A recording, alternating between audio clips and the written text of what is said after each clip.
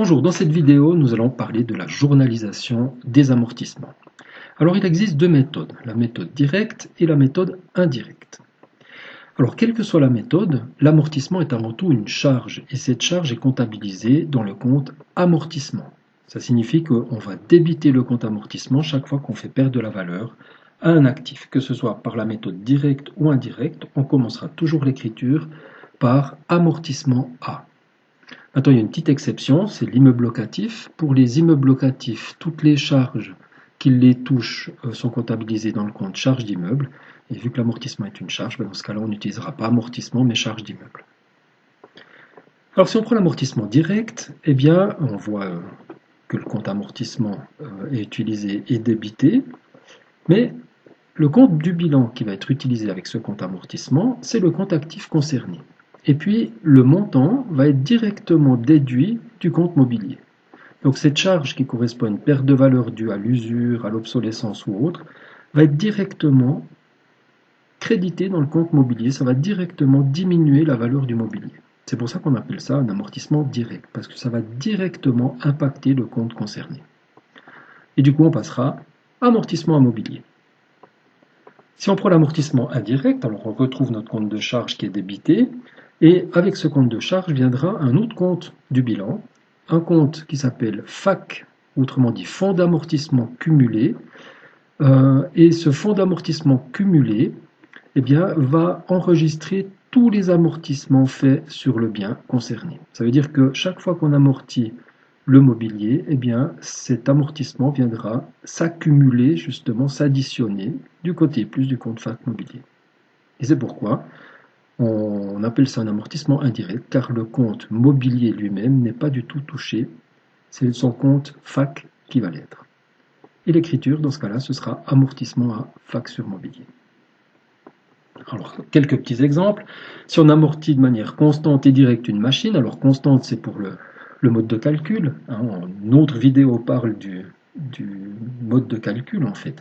Mais quand on voit ici que c'est direct d'une machine, on sait qu'il n'y a pas de FAC. Par conséquent, on va passer amortissement à machine.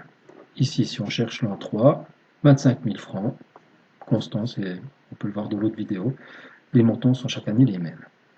Si on prend un amortissement toujours constant, mais cette fois indirect d'une machine, alors on passera amortissement à FAC sur machine. C'est pour la troisième année, 25 000 francs. Donc on voit ici que la différence au niveau du journal, c'est la présence du compte FAC quand on a un amortissement indirect. Encore un exemple, amortissement décroissant et direct d'une machine. Alors quand on voit ici que c'est justement direct, ça signifie qu'il n'y a pas de FAC. Par conséquent, on va passer amortissement à machine. Puis si on cherche l'an 5, on va faire toute une série de calculs pour trouver le montant. Si par contre on nous demande un amortissement dégressif et indirect d'une machine, eh bien on va utiliser le compte FAC.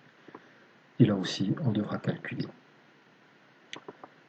Alors, quelle méthode choisir? Direct ou indirect? Les deux présentent des avantages et des inconvénients. Alors, si on prend déjà l'avantage de l'amortissement direct, eh bien, c'est une méthode qui est simple. On n'utilise le compte amortissement qu'avec le compte directement concerné, mobilier, machine, véhicule, etc. Si on vend le bien plus cher ou moins cher que sa valeur comptable, eh bien, le bénéfice ou la perte de cession est facile à déterminer. Alors pour ces bénéfices et pertes de cession, il existe également une autre vidéo qui parle de ce genre de choses. Puis enfin, les comptes permettent de voir immédiatement la valeur comptable du bien, autrement dit combien vaut le bien d'après notre comptabilité, car il s'agit bêtement du solde du compte. Alors ici, si on prend mobilier, d'après notre comptabilité, on sait que le mobilier vaut 75 000 francs. Maintenant, les inconvénients, c'est que les comptes n'indiquent pas d'autres informations qui nous seraient utiles. Par exemple, combien on avait acquis le bien. De même, on ne sait pas combien on a amorti ce bien.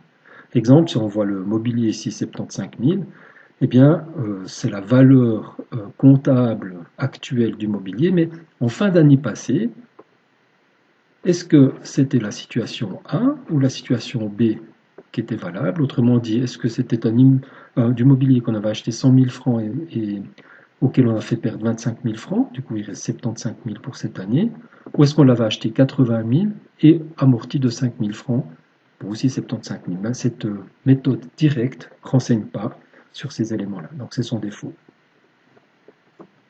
Maintenant, l'avantage de l'amortissement indirect, c'est que on a justement ces informations. On connaît la valeur d'acquisition du bien et on connaît aussi les montants amortis jusqu'ici. Alors ça, c'est en fait des avantages qui remplacent les inconvénients de la méthode directe.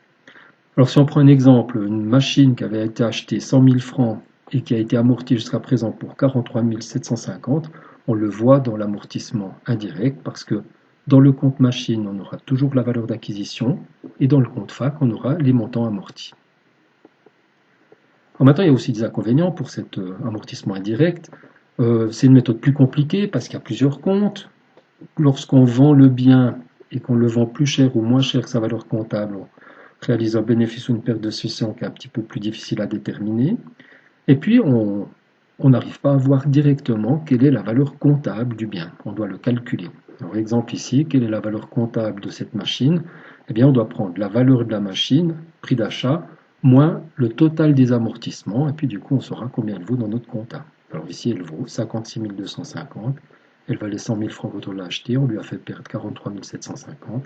Elle vaut plus que 56 250.